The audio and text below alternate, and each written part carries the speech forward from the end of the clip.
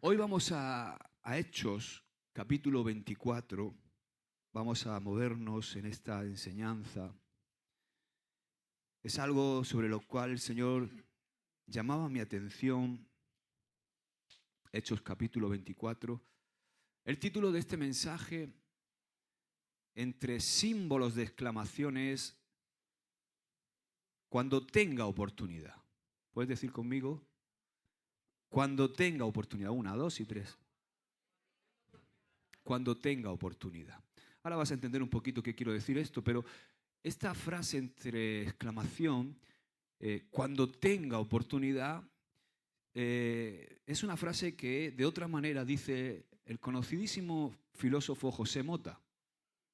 Lo dice así, de esta manera: hoy no, mañana. O sea, cuando tenga oportunidad. Hoy no, mañana. Lo dice José Mota.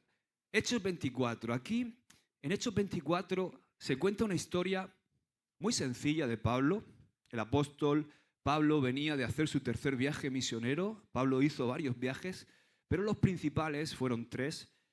En este momento Pablo llega a Jerusalén, se encuentra con los hermanos y como había noticias sobre los del camino, que era como se llamaban los cristianos en aquel entonces, había un revuelo en Jerusalén con los del camino. ¿Por qué le llamaban los del camino? Porque Jesús dijo: yo soy el camino.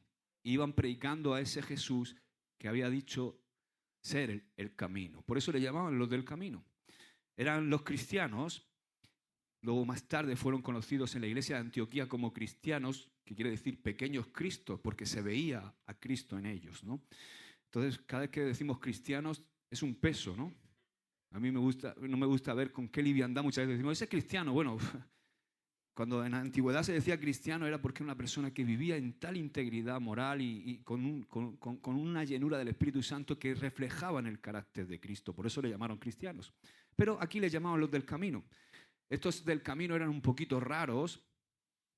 Entonces, cuando Pablo llega allí, había mucha convulsión en Jerusalén entre los judíos y los primeros cristianos. Y le pidieron a Pablo, estos del camino, que presentase una ofrenda en el templo, como para demostrar que los cristianos, esos seguidores de Jesús, los del camino, podían seguir siendo judíos en aquel tiempo, ¿no?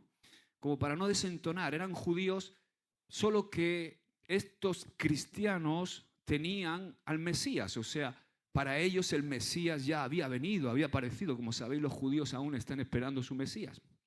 Entonces Pablo se dirige al templo a presentar esa ofrenda. Y algunos hombres de los que estaban allí reconocieron a Pablo. Dijeron: uy, este es Pablo. Entonces, cuando reconocieron a Pablo, enseguida se arma un tumulto tremendo. Estoy en el capítulo 24 de Hechos. Tan grande se lía el tumulto que deciden linchar. ¿Sabéis lo que es linchar, no? A Pablo. Y en ese proceso de linchamiento aparece un tribuno romano que lo salva in extremis. Ese tribuno se llamaba Lisias. Lo salva de esa situación y lo lleva detenido al gobernador romano Félix. Digo conmigo, Félix. Félix, hoy vamos a aprender sobre este Félix. El nombre Félix significa feliz. Buen nombre para ponerle a alguien, ¿no? Félix significa feliz.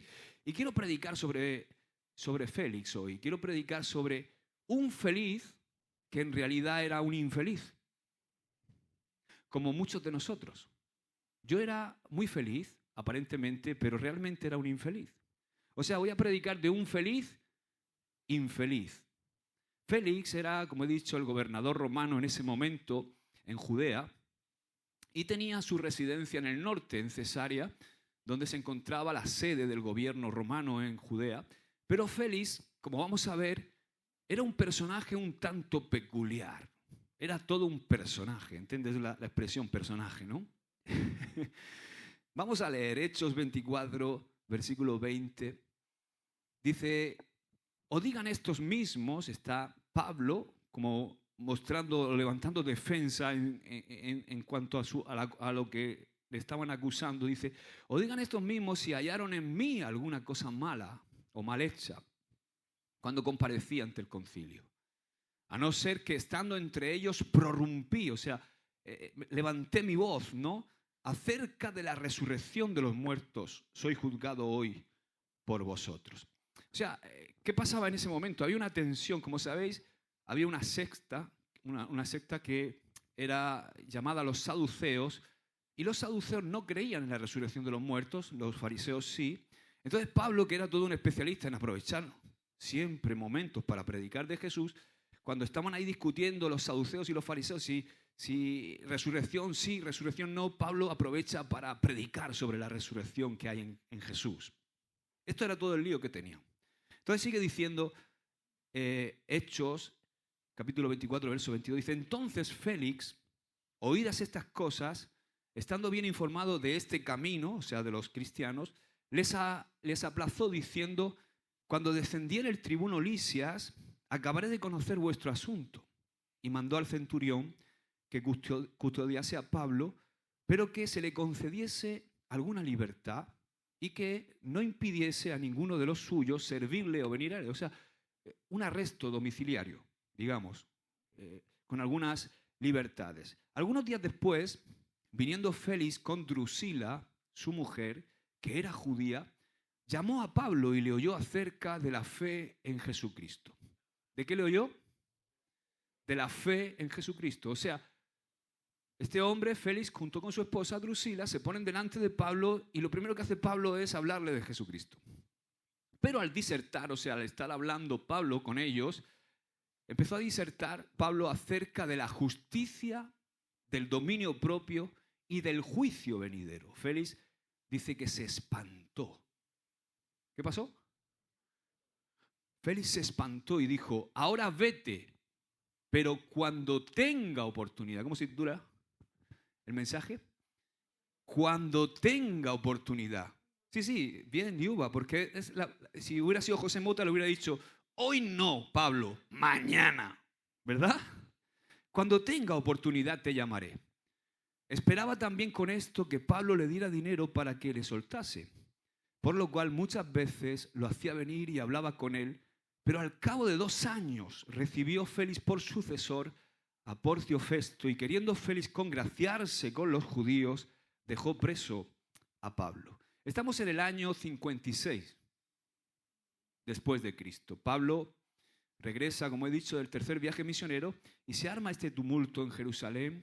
Es salvado por el tribuno Lisias de ser linchado y es llevado frente al gobernador de Judea en ese momento, el gobernador romano, Marco Antonio Félix. ¿Cómo se llamaba? Marco Antonio Félix. Félix había sido nombrado por el emperador Claudio, que no lo había nombrado precisamente por ser un hombre muy brillante, sino que lo había nombrado por ser hermano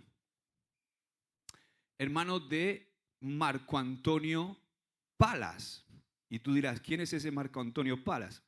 Bueno, era su hermano y era el ministro en ese momento de Hacienda. Entonces, por ser su hermano, ¿quién era?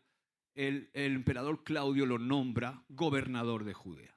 Félix y su hermano Palas eran de la nobleza griega. Los romanos, cuando conquistaban un territorio, una región, tenían por costumbre tomar a los jóvenes de la nobleza de la zona y los formaban y los preparaban para luego ponerlos como gobernadores de esos mismos sitios. Entonces eran gente altamente instruida, eran, como así decirlo, de sangre noble.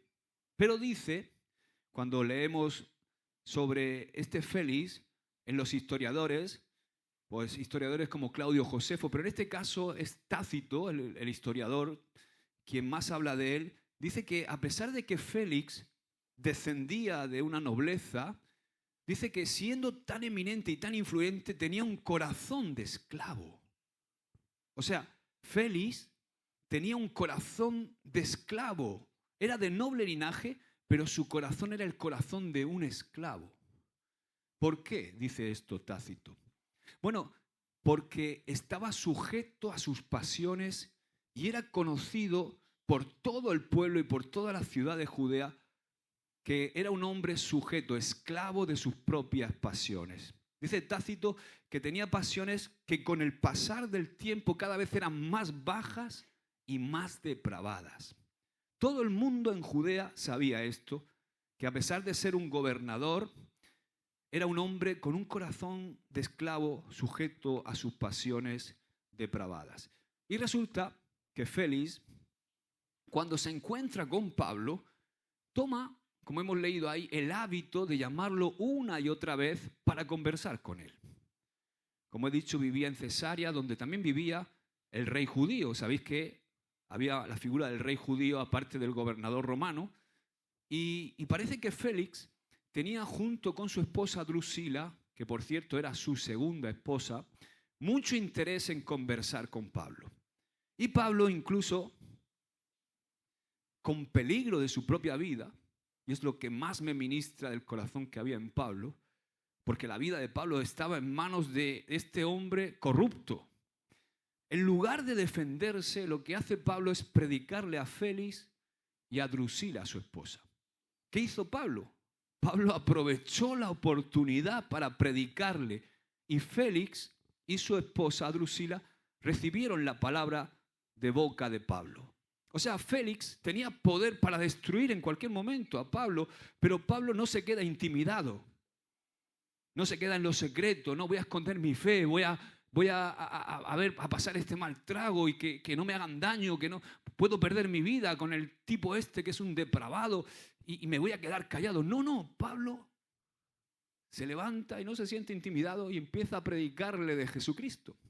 Y dice el texto que muchas veces lo hacía, o sea, y venía a ver a Pablo constantemente, pero fijaos el corazón de este hombre depravado, porque lo hacía con la intención de que Pablo le diera dinero.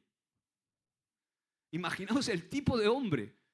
No tenía moral, no tenía principios, venía a exigir, como para ver si podía ser sobornado por Pablo para que él lo dejara en libertad. Pero Pablo resulta que se da cuenta de que no hay oportunidad pequeña, de que no hay oportunidad mala para dar testimonio, incluso a un gobernante corrupto, depravado y malvado como este. Félix era pagano. Y Félix no solamente era pagano, sino tenía una mentalidad pagana. Félix era un corrupto. O sea que la corrupción política es más vieja que el hilo negro. A veces pensamos que los políticos son corruptos ahora. Pero ya vemos cómo eran corruptos en este momento de la historia. El corazón del hombre es el problema. A veces no es una ideología u otra, sino el corazón depravado, corrupto del hombre. La forma de vivir de Félix era de absoluta falta de temor de Dios, a tal punto que estaba esperando que un pobre preso le diera dinero. Fijaos cómo era este tipo. Ahora, todo parecía estar bien hasta que Pablo comienza en el versículo 24 a predicarle sobre la fe en Jesucristo. Pablo, sabiendo a quién tenía delante, se juega el cuello, se juega la vida. Y dice el Salmo 25, perdón, el Salmo, estoy pensando en el Salmo, dice el versículo 25, dice, pero al disertar Pablo acerca de la justicia, ¿de qué? De la justicia y del dominio propio, ¿de qué? Y del juicio venidero, Félix se espantó y dijo, ahora vete, hoy no, mañana. Cuando tenga oportunidad te llamaré. O sea, Félix se espanta, se espantó. Es como que le dijo, vete de mi presencia, no puedo seguir escuchando esto, ya te llamaré cuando tenga oportunidad, hoy no, mañana. ¿Por qué se espanta? ¿Por qué se espantó? Cuando Pablo le habla de justicia, en este texto esa palabra justicia tiene un significado mucho más amplio, sino se está refiriendo a una justicia de vida, o sea, a una rectitud de vida, a una rectitud moral, a ser un hombre íntegro, a ser un hombre recto, a ser un hombre moral. Entonces, cuando oye hablar de esa justicia, oye hablar de dominio propio y de un juicio venidero, Félix se incomoda.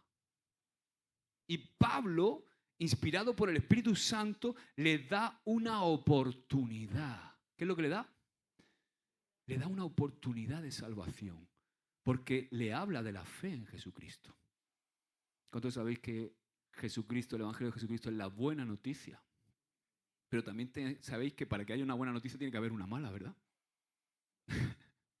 Entonces, le habla de la fe en Jesucristo, no diciendo solamente las cosas buenas, las cosas bonitas de la fe en Jesucristo, que las cosas bonitas que tiene la fe en Jesucristo, que son muchas, sino que le habla de la justicia de vida, de ser íntegro, de la rectitud de vida, de la rectitud moral, del dominio propio y de un juicio. ¡Wow! ¿Por qué Félix se espanta? ¿Por qué de repente le entra miedo al escuchar la predicación de Pablo? ¿Qué sabía Félix acerca de estas tres cosas que de repente le espantaron? ¿Qué sabía Félix en cuanto a la justicia, a la rectitud de vida, a la moral? Fijaos, porque Tácito, el historiador, nos habla un poquito de cómo era conocido este hombre en esa época. Escribe, en el tiempo que gobernó, que fueron apenas 6 años, la crueldad aumentó de tal manera que era impresionante. Los caminos que iban a Jerusalén estaban llenos de crucificados que ardían en llamas para iluminar los senderos. La violencia aumentó y la delincuencia se desató como nunca antes. Félix masacraba a la población a través de un régimen político totalmente opresor. Félix no era un hombre con rectitud en cuanto a su justicia, porque el carácter moral de Félix tuvo unas consecuencias desastrosas en ese momento en cuanto a su gobierno y en Judea. Y siempre me llama la atención algo que sucede aquí en España y que no sucedía en Estados Unidos y que también está empezando a suceder en Estados Unidos. Por ejemplo, por poner un ejemplo, me llama la atención que aquí en España la gente separa el carácter moral de los gobernantes. ¿Qué quiero decir con esto? Que no sé si habéis oído esto. Una cosa es su vida personal y otra cosa es su función como gobernante. Como separando, como si su vida personal no fuera importante. Vosotros sabéis que históricamente en Estados Unidos, para ser presidente de los Estados Unidos, te miran hasta el cielo del paladar. Te miran quién fuiste, lo que hiciste, dónde naciste. ¿Por qué? Bueno, a mí me llama la atención que aquí en España no se mire eso, pero todos sabemos que así como sea nuestro carácter moral, así vamos a gobernar. Y Félix era un esclavo de sus pasiones y gobernó como esclavo de sus pasiones. Así gobernaba. ¿Qué quiero decir con esto y qué aplicación tiene esto a mi vida? Si yo vivo como un esclavo de mis pasiones, voy a gobernar como esclavo de mis pasiones. Si vivimos esclavos de nuestras pasiones, gobernamos como esclavos de nuestras pasiones. Todo lo que tenga que gobernar y esté bajo mi dominio, mi gobierno, va a estar supeditado a esa esclavitud de mis pasiones. O sea, voy a ser un padre, un cabeza de familia nefasto, porque voy a gobernar mi casa sujeto de mis pasiones, esclavo de mis pasiones. Voy a trabajar como esclavo de mis pasiones. ¿Entendéis, verdad? Entonces, no hay una dicotomía, no hay una separación entre nuestra rectitud y lo que tenemos que administrar en nuestra vida. Dice Tácito que reprimía a los demás en lugar de reprimirse a sí mismo.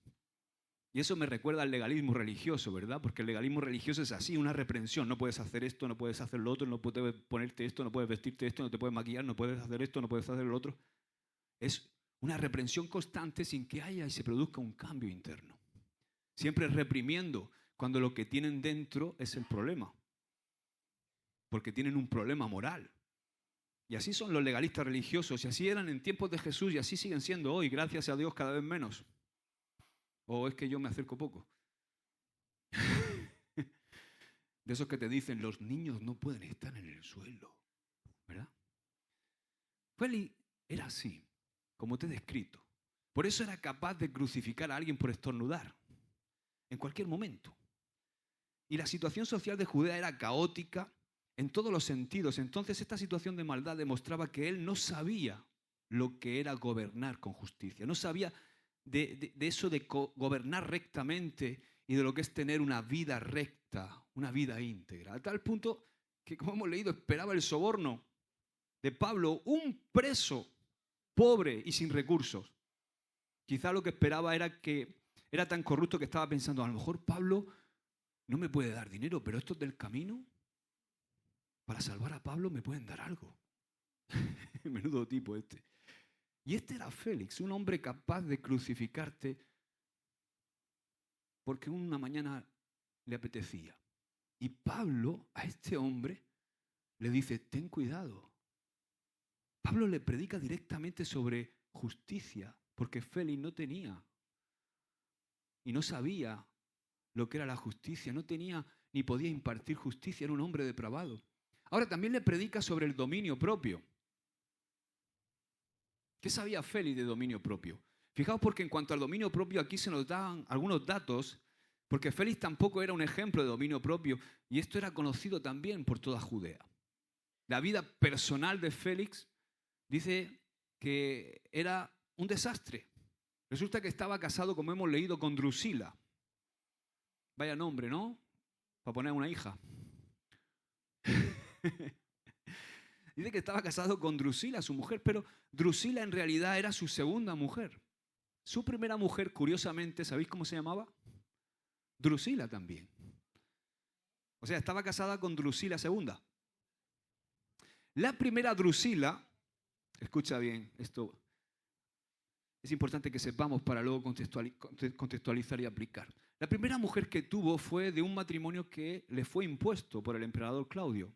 Esta primera Drusila era afín a Claudio y Claudio le impuso a Félix el casarse con esta Drusila. Y él Félix de casarse. ¿Por qué? Porque a él no le importaba. A él lo que le importaba en ese momento era crecer en los ambientes políticos, escalar y llegar a ser gobernador de Judea o de alguna otra región. Por eso él aceptó el matrimonio que Claudio le impuso. Pero parece ser que con la primera Drusila las cosas no iban bien, porque no le estaba dando lo que él esperaba. O sea, él tenía otra expectativa de lo que iba a ser la vida con Drusila, tenía otra expectativa de lo que era el matrimonio, de lo que era una mujer o estar casado. ¿Os suena de algo esto? Dicen los historiadores que él estaba frustrado, especialmente porque la primera Drusila no podía darle hijos. Entonces dice la historia que estando en una bacanal, ¿sabéis lo que es una bacanal, no? Una fiesta romana, conoció a una joven llamada también Drusila, una joven judía. Y dicen los historiadores que era tan bella esta Drusila que levantaba envidia de todas las mujeres. Entonces Félix dijo, esta es para mí. Dijo, esta es para mí. Se encaprichó de ella. Pero ¿qué pasaba? Que estaba casado, ¿verdad? Estaba casado con la primera Drusila, que esa Drusila era una predilecta del emperador Claudio. Entonces, ¿qué hace este tipo? ¿Qué hace Félix? Espera a que Claudio muera y cuando muere se divorcia de la primera Drusila. Se acabó. Se nos rompió el amor, como dice la jurado. Esta etapa de mi vida ha terminado. No cumples con las expectativas que yo tenía contigo, así que se acabó. Te vas con tu mamá. ¿Os suena de algo esto hoy día? ¿Verdad que sí, no? Y entonces, como se quiere casar con la segunda Drusila, esto parece una telenovela turca, ¿verdad? Parece una telenovela de estas turcas. Drusila. Pero resulta que la segunda Drusila estaba casada. Entonces cuenta la historia que Félix contrata a un mago para que haga brujería y convenza a la segunda Drusila para que deje a su marido y se case con él. Y así pasó. Drusila II dejó a su marido y se casó con Félix. Todo esto para el pueblo judío, imaginaos, esto era un escándalo porque la segunda Drusila era judía, era un escándalo, era una falta de dominio propio total y absoluta. Falta de dominio propio en cuanto al área sexual. Falta de dominio propio en cuanto al área familiar, en cuanto a la responsabilidad como esposo. Falta de dominio propio en que me caso con una mujer, pero como no cumple mis expectativas, la dejo y me encapricho de otra que está casada y me caso con ella. Hola. Y como dice el refrán, lo que mal empieza, mal acaba. Y entonces cuando Pablo se encuentra con Félix, le habla de dominio propio a este. Pablo no le estaba hablando de justicia a un hombre que tenía rectitud de vida. Pablo no le estaba hablando de dominio propio a un hombre que tuviera dominio propio. Y dice que Pablo empieza a hablarle del Evangelio, empieza a hablarle de Jesucristo. ¿Para qué? Para darle a Félix una oportunidad de que se arrepienta. Le está dando una oportunidad de arrepentimiento, hablándole de justicia y de dominio propio. Félix, tú no tienes dominio propio. Te casas por intereses, te divorcias porque te encaprichas de una joven, estás lleno de excesos en tu vida, etcétera, etcétera. Fijémonos por cómo acaba este Félix. A tal punto llega la corrupción de este Félix que resulta que se arma una revuelta entre los asirios y los judíos y finalmente él, que era un usurero y un codicioso, hace una masacre entre los judíos para quedarse con sus tierras. Menudo era el tipo, ¿eh? Pero ¿qué pasó? Que este fue el detonante, cuando él hace esto para quedarse con las tierras de los judíos, asesinando y masacrando a varias familias, esto llegó a oídos del emperador, que ya no era Claudio, porque Claudio había muerto. ¿Sabéis quién era? Ni más ni menos que Nerón. Di conmigo, ay, ay, ay. Entonces, Nerón, cuando llega a oídos de Nerón esto, por causa de la falta de dominio propio que Félix tenía con respecto al dinero, con respecto a la codicia, con respecto al sexo, con respecto a las posesiones, lo llama a cuentas. Porque los judíos comenzaron a acusarle de ser un hombre corrupto y depravado. Claro, Félix pensaba que eso nunca iba a llegar a Roma, pero llegó. Entonces Nerón toma una decisión, ¿sabéis cuál? Ejecutarlo. Decide matarlo. Decide matar a Félix, ejecutar a Félix. Pero, ¿os acordáis del hermano, no?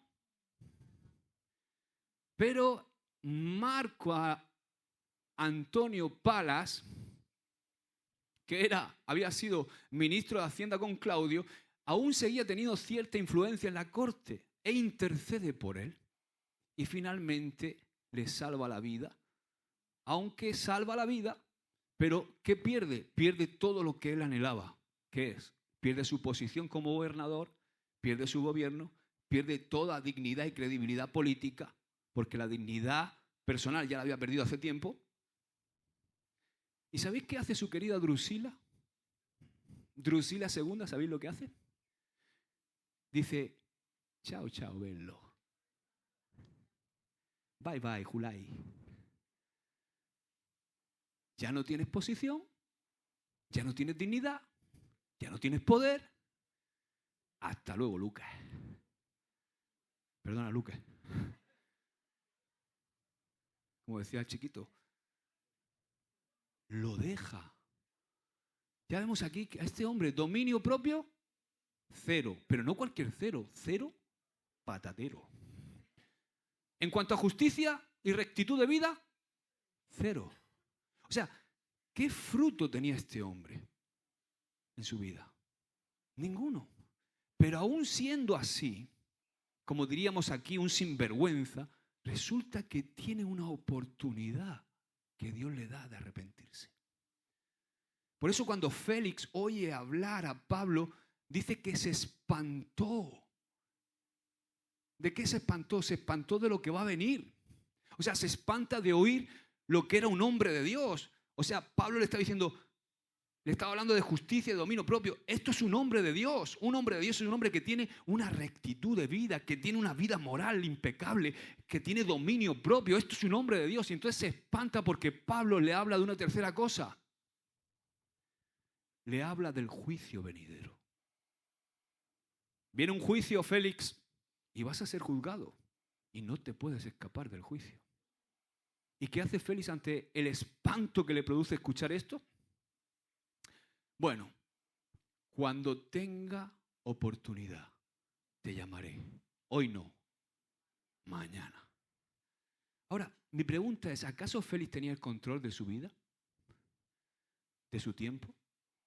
¿Acaso Félix tenía control de lo que iba a pasar mañana? ¿O de lo que iba a suceder mañana? ¿Acaso Félix podía controlar el juicio venidero?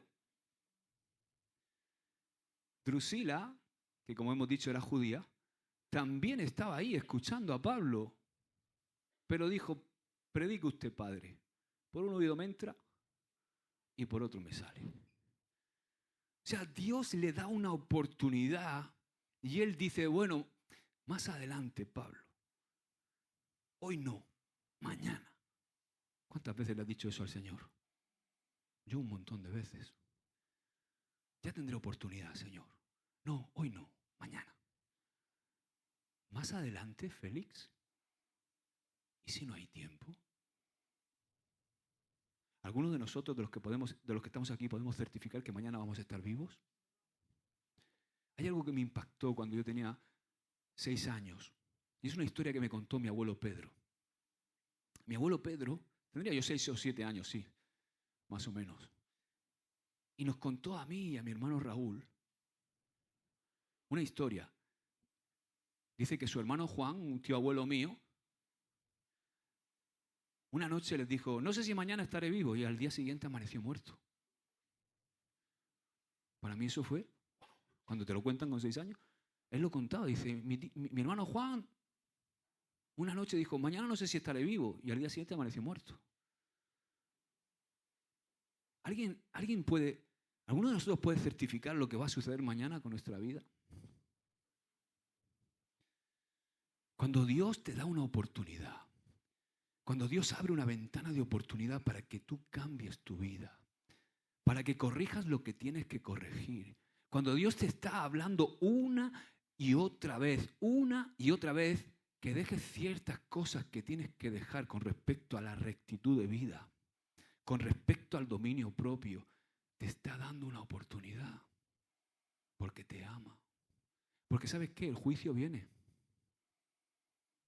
Y no me refiero únicamente al juicio que va a venir escatológicamente cuando partamos de esta vida, sino que viene aquí también, porque aquí también cosechamos lo que sembramos. Claro, este juicio, al final, este juicio escatológico, es una realidad que nos confronta con nuestro estilo de vida. ¿Para qué? Para que nosotros nos volvamos a Jesús y pongamos nuestra fe en Él. A Félix, lo que Pablo le estaba transmitiendo era, Félix, pon tu fe en Jesucristo, pon tu fe en Jesucristo, pon tu fe en Jesucristo y haz 2 correcciones en tu vida en cuanto a la rectitud, a la justicia, en cuanto a la rectitud de vida y en cuanto al dominio propio. Deja de ser un esclavo. Aleluya. Porque Dios es un Dios justo y tiene un carácter justo. Dice la palabra que su juicio no es arbitrario, o sea, que el juicio de Dios emana de su naturaleza santa. ¿Sabes que la santidad es el atributo del que emanan todos los demás atributos de Dios? Entonces, a Félix se le da una oportunidad, pero él dice, bueno, voy a ver si puedo sacar algo de dinero de este Pablo. Toma ya. Voy a acercarme a ver si me soborna. Y dice, bueno, Pablo, cuando tenga oportunidad. Pero yo sé que en su interior sabían, tanto él como Drusila, que algo terrible podía pasar, pero lo dejaron para después, cuando tenga oportunidad. ¿Por qué digo esto? Porque cuando Pablo, fijaos, le está predicando esto, Félix no tenía ni idea. No sabía que iba a ser llamado a Roma por Nerón. ¿Y sabes qué pasó? Que fue llamado a Roma por Nerón y perdió su dignidad, perdió su posición y no perdió la vida de milagro. Resulta que Drusila, ¿os acordáis de Drusila, no? La de la telenovela. Drusila II y el hijo que ambos habían tenido en común, que se llamaba Marco Antonio, Drusila, harta de Félix, se va a una casita de vacaciones que tenían al sur de Italia, a los pies de un volcán llamado el Vesubio. Y en aquel verano, en el mes de agosto del año 79 después de Cristo, a Drusila y a su familia se les ocurre ir a veranear ni más ni menos que a Pompeya. Y pensando que habían escapado del juicio venidero, el Vesubio erupciona y dicen los historiadores, dice Tácito, que mueren allí mismo por causa del volcán. ¡Wow!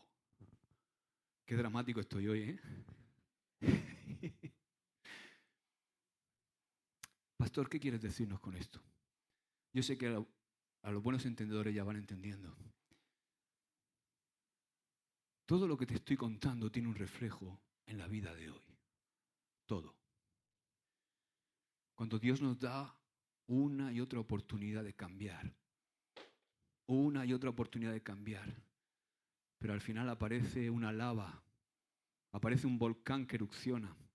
O aparece un Nerón que nos pide cuentas. Félix no se escapó del juicio de Nerón. Drusila no se escapó del volcán. ¿A qué no?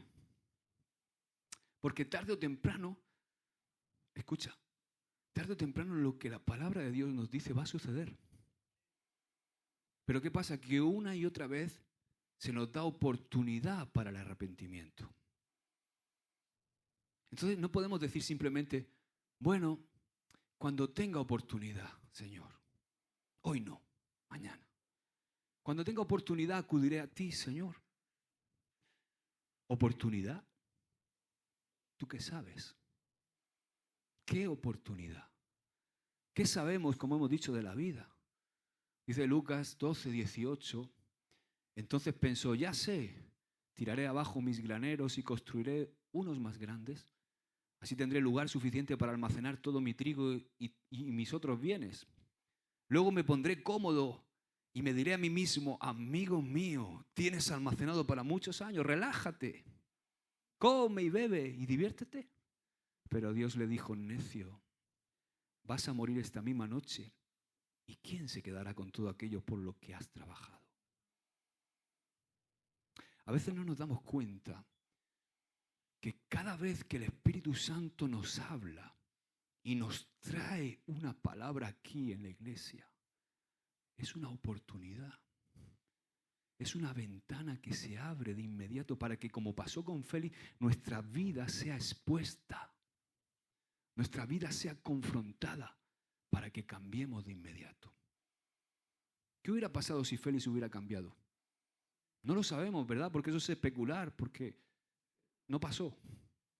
Pero ¿qué hubiera pasado si él hubiera cambiado ese corazón corrupto que le hacía esclavo de sus pasiones? ¿Qué hubiera pasado si él hubiera cambiado ese corazón duro de piedra endurecido por un nuevo corazón blando, capaz de entender las cosas de Dios?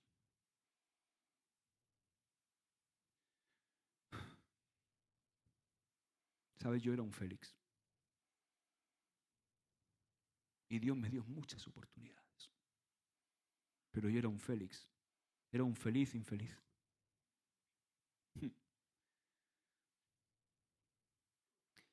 Era un feliz infeliz. Pero en 2011, después del terremoto de Lorca, cuando quebró mi tercer proyecto, mi tercera empresa, toqué fondo. Y me di cuenta de que era un feliz infeliz, que era un desastre, que era un hombre depravado, que era un hombre esclavo de mis pasiones, que había destruido mi matrimonio, que estaba destruyendo mi hogar, mi familia, que pensaba que ya no había esperanza para mí y que el suicidio era la única salida, porque había fallado en todos los aspectos. No era un hombre recto ni moral. Era un hombre que no tenía dominio propio. Pero me convertí al Señor. Él me dio una oportunidad. Me había dado muchas, pero ese día me agarré a esa oportunidad. Como muchos de vosotros, ¿sabes? Llegó un día en donde nos dio una oportunidad y nos convertimos, comenzamos a caminar en un camino nuevo. Pero ¿qué pasa? ¿Qué sucede? Sucede algo que yo todavía no intento comprender.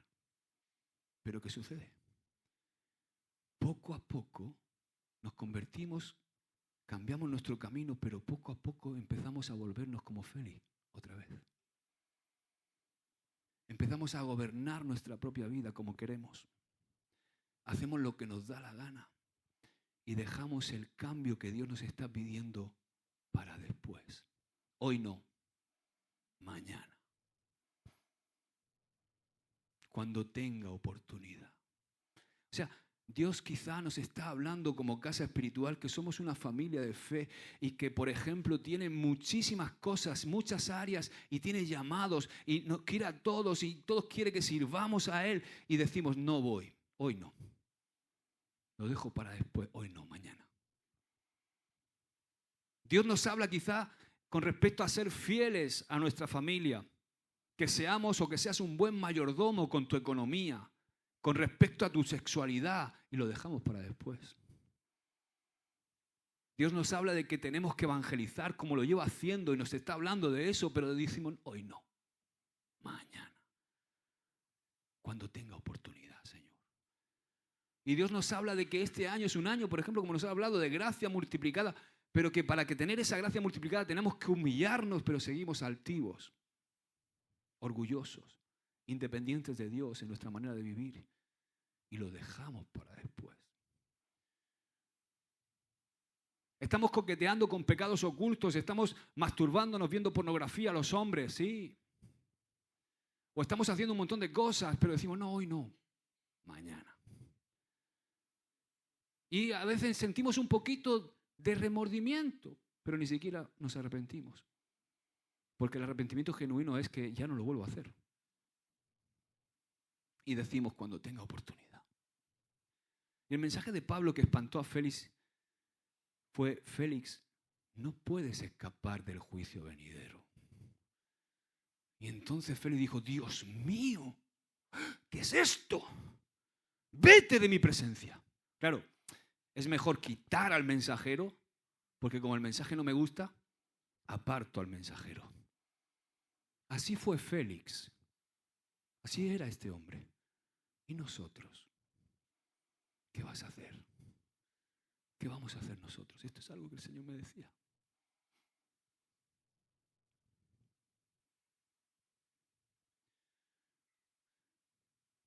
¿De qué nos habló el Señor la semana pasada? ¿Alguien lo sabe? No huyas. ¿Y hace 15 días? Tuerto llamado, ¿verdad? Muy bien. El Señor te habla, no huyas. ¿Qué vas a hacer? El Señor te dice, no seas un tuerto, sino un llamado. ¿Qué vas a hacer? El Señor te dijo hace poquito también que nos introduzcamos en el río de su gracia. ¿Qué vas a hacer? El Señor nos habló de mundanos. ¿Qué vas a hacer? ¿Vas a alcanzar al mundo? A veces olvidamos que la voz de Dios abrió ventanas de oportunidad para que hagamos correcciones en nuestra vida. Y la cuestión aquí no es lo que respondió Félix, porque a Félix le alcanzó el juicio con Nerón. La cuestión no es lo que respondió Drusila, porque a Drusila le alcanzó el juicio con el Vesubio, con el volcán en Pompeya. La cuestión es, ¿qué vas a hacer tú? Porque tengo una extraordinaria noticia para ti. ¿Sabes cuál es? Hombre, todo no va a ser malo, ¿no? Que os veo aquí, yo sé que el tono es un poco sombrío hoy, pero tengo una extraordinaria noticia para ti. ¿Sabes cuál es? Ahora no vivimos en tiempos de juicio. No estamos en tiempos de juicio y destrucción. La palabra de Dios dice que Dios quiere que todos vengan a arrepentimiento. O sea, en realidad dice, 2 de Pedro 3:9, no traducción viviente, en realidad no es que el Señor sea lento para cumplir su promesa como algunos piensan. Algunos piensan, pues sí que tarda el Señor en venir, pues sí que tarda el juicio, pues sí que tarda, ¿no?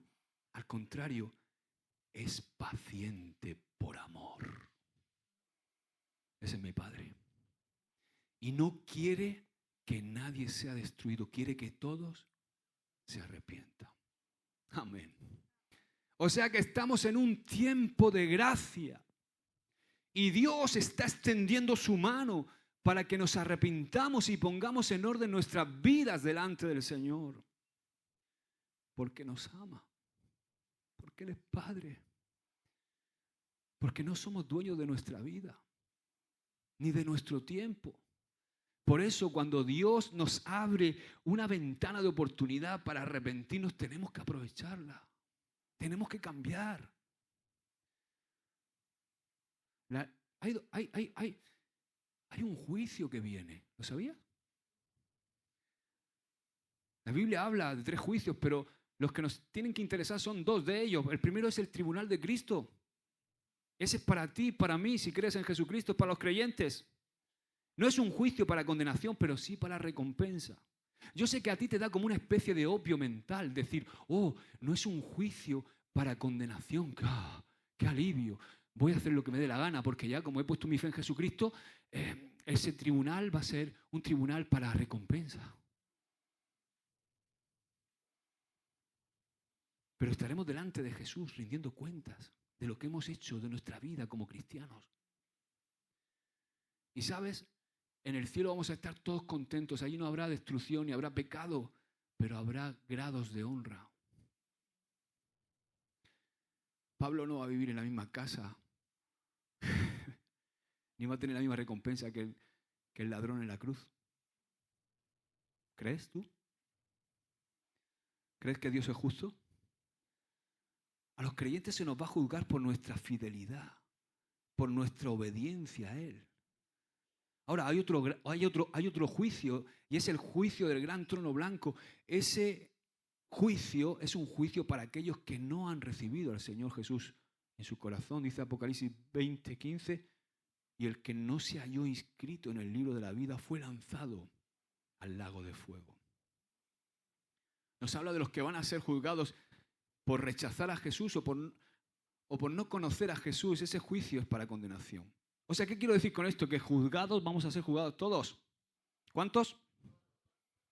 Es más, escúchame. Si no hubiera juicio, ¿qué sentido tiene todo esto? Si no hubiera juicio, ¿valdría la pena robar? ¿Valdría la pena abusar? ¿Valdría la pena matar a judíos como Félix? ¿Quemar a la gente en la hoguera? ¿Quemar a la gente en las cruces? ¿Valdría la pena? Porque como no va a haber juicio, por eso él se espanta. Porque él pensaba que su vida acabaría con los años, pero no. Pablo le predica de Jesucristo, le predica de una rectitud de vida, le predica del dominio propio y de que va a ser juzgado aquí en la vida y también en la vida venidera. Por eso es urgente prepararse para el juicio. ¿Estás preparado para el juicio, hermano? Jesús dijo, velad, pues no sabéis ni el día ni la hora en la que el Hijo del Hombre ha de venir. ¿Y sabe a quién le dice eso? No se lo dice a los inconversos, se lo dice a sus discípulos. Velad, porque no sabes, no tienes garantías, por eso tenemos que estar velando. Ahora, la buena noticia para nosotros, los creyentes, es que ese juicio que va a venir sobre todas las personas cuando somos creyentes, ese juicio lo sufrió Cristo por ti y por mí. Dice la Biblia que Él es nuestro abogado. O sea, sí, yo, Josué, merecía el castigo, merecía el juicio, pero Jesús recibió el castigo que yo merecía. Jesús recibió ese juicio, Jesús recibió la ira. Yo, Josué, tenía que ser crucificado, pero Jesús me apartó a mí, se colocó Él en mi lugar.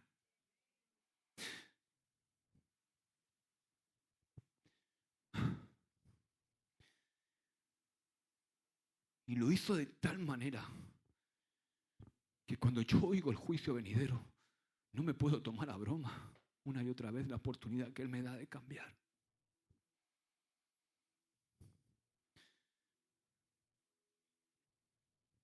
Nos da oportunidad de cambio, de transformación. Hermanos, y es a lo que yo quiero invitaros hoy. Que tomes en serio de tal manera lo que Dios te está hablando. que hagas las correcciones y que no esperes a otra oportunidad. No digas esta mañana, hoy no, mañana. No digas esta mañana cuando tenga otra oportunidad. No digas hoy después, Señor. Si hay cosas en tu vida que tienes que poner en orden, ponlas ya. ¿A qué estás esperando? Si estás viviendo en pecado, aunque sea un pecado oculto que nadie sabe, ataduras, no sea al alcohol, a la pornografía, alguna adicción, ¿a qué estás esperando? Déjalo ya.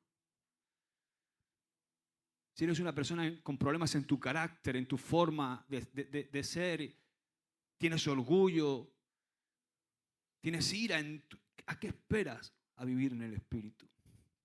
Si eres una persona con problemas económicos, que tienes avaricia y no tienes generosidad, ¿a qué estás esperando para cambiar?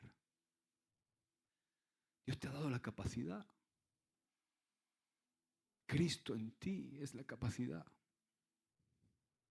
Si sigue siendo el dinero tu Dios, al punto de que te obsesiona, ¿qué rectitud de vida es esa? ¿Qué clase de vida es un cristianismo a medias tintas? Si somos carnales, si eres un carnal, es el momento de que te conviertas en un hombre piadoso, en una mujer piadosa, una mujer y un hombre del Espíritu. No podemos tomar la vida cristiana con liviandad, hermanos. Es lo que el Señor me decía.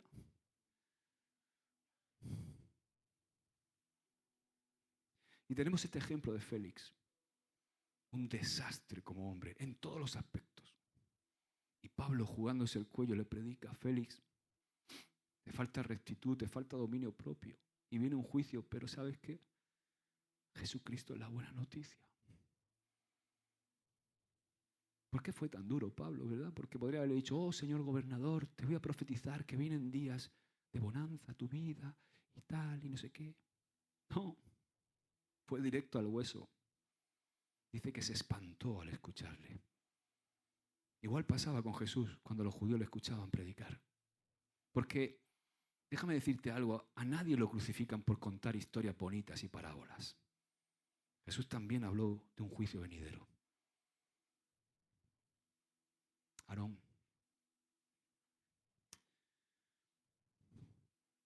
os invito a que os pongáis de pie.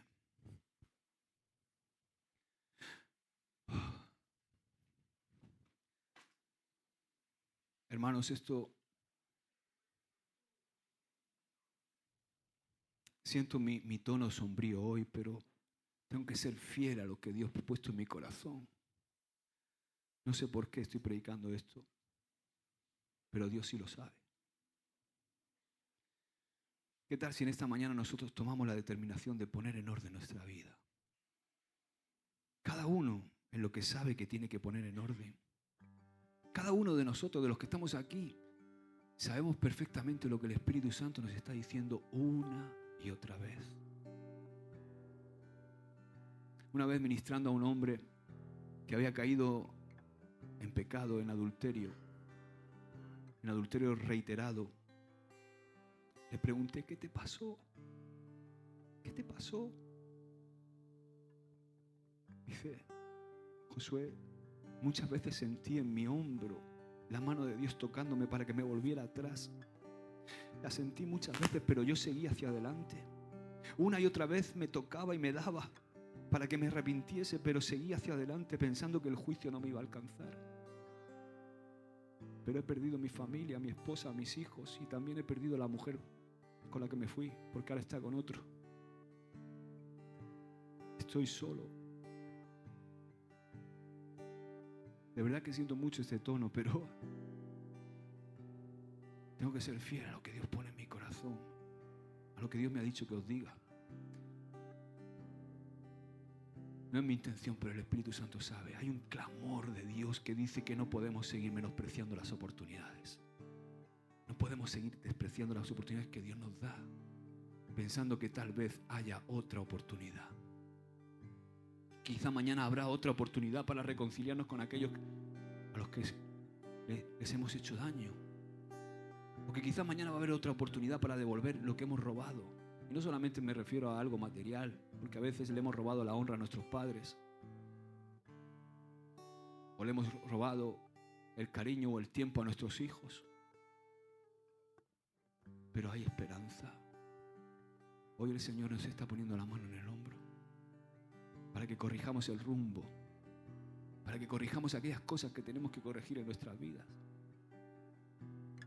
Todo esto era Félix. Pero ¿qué hay de nosotros?